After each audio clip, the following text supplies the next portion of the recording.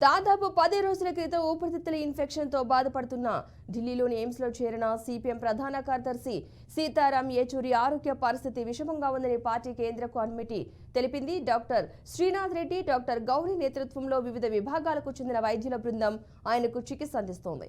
Infection తొలగించేందుకు ఉపయోగించిన మందులు పనిచేయకపోవడంతో జపాన్ నుంచి ప్రత్యేక మందులు తెప్పిస్తున్నారని సమాచారం.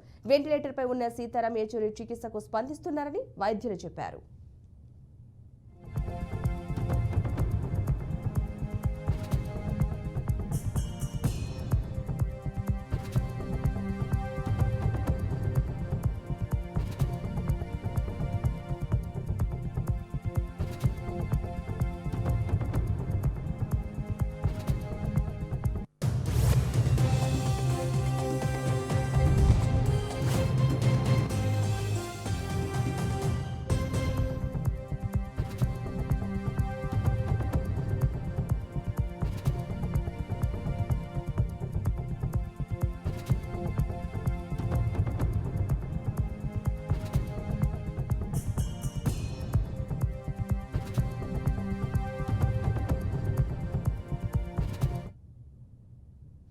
దాదాపు 10 రోజుల క్రితం ఊపిరితిత్తుల ఇన్ఫెక్షన్తో బాధపడుతూ ఢిల్లీలోని ఎయిమ్స్లో చేరిన సిపిఎం ప్రధాన కార్యదర్శి సీతారాం యేచూరి ఆరోగ్య పరిస్థితి విషమంగా ఉందని పార్టీ కేంద్ర కమిటీ తెలిపింది.